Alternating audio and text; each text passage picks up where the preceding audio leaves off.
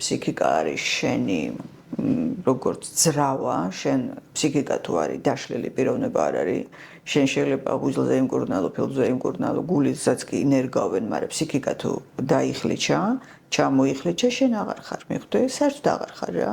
ხარ რაღაცა ესეთი მარტივმაორევლებად დაშლილი. შესაბამისად, მე ვფიქრობ, რომ თუ რამეა პრიორიტეტული ეს არის ეს დაკვირვება. დაჯექი და შენში ცხოვრობს რაღაც გაუცნობიერელი ტრავმა, გადმოიხაცენ რა. იცით რა არის? ესეთი სტრუქტურა აქვს არაცნობიერს.